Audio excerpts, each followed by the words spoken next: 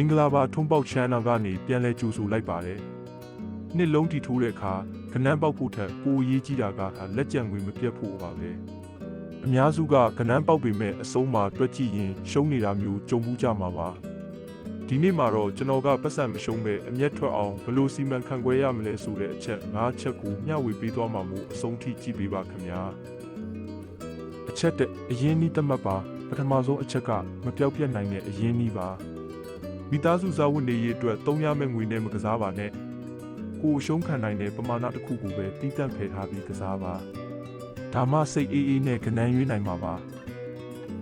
အချက်နှစ်မယမ်းပါနဲ့ပတ်တီးနဲ့ဝမ်းချင်းကိုသုံးပါဒုတိယချက်ကတော့ကနန်းတွေအများကြီးလိုက်ထိုးတာထက်ခိုင်မာတဲ့ဝမ်းချင်းဒါမှမဟုတ်ပတ်တီးတစ်ခုကိုပဲအားကိုပါကနန်းအရေးအတွက်များလေလေအရင်များပြီးအမျက်နဲလေလေဖြစ်တတ်တာကိုသတိပြုပါအချက်၃အရှုံးကိုမလိုက်ပါနဲ့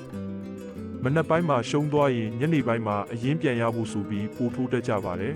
။ဒါဟာအမှားဆုံးပါပဲ။ရှုံးနေတဲ့နေမျိုးဆိုရင်ခဏနားလိုက်ပါ။စိတ်လောရင်အမှားမှားအယွင်းယွင်းတွေပိုလုံးမိတက်လို့ပါ။အချက်၄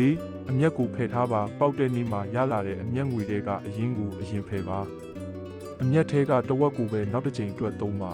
။ဒါမှကိုယ့်စီမှာငွေမြဲကျန်နေမှာပါ။အချက်၅မှတ်တမ်းထားရှိပါနောက်ဆုံးနဲ့အရေးကြီးဆုံးအချက်ကတော့မှတ်တမ်းထားရှိခြင်းပါကိုတနေ့ကိုဘလောက်ဖိုးထိုးတယ်ဘလောက်ပေါက်တယ်ဘလောက်ရှုံးတယ်ဆိုတာကိုစာအုပ်လေးနဲ့သေချာမှတ်ထားပါဒါမှတစ်ပတ်ပြည့်တဲ့အခါဒါမှမဟုတ်တစ်လပြည့်တဲ့အခါကိုတကယ်အမျက်ထွက်နေရဲ့လားဒါမှမဟုတ်အရင်တွေပဲပြုတ်နေတာလားဆိုတာကိုမျက်မြင်ကိုတွေးသိနိုင်မှာပါမှတ်တမ်းရှိမှကိုယ့်ရဲ့အားနည်းချက်ကိုပြင်နိုင်မှာပါခင်ဗျာဒီနီလန်းလေးတွေကရိုးရှင်းပေမဲ့တကယ်လိုက်နိုင်ရင်မိတ်ဆွေတို့ပတ်စံမရှုံးတော့ပါဘူးဒီဗီဒီယိုလေးကိုကြိုက်တယ်ဆိုရင် subscribe နှိပ်လိုက်ပေးပြီးမိတ်ဆွေတို့ရဲ့အမြင်ကိုလည်း comment မှာရေးပေးသွားပါဦးအားလုံးပဲကံကောင်းကြပါစေဗျာ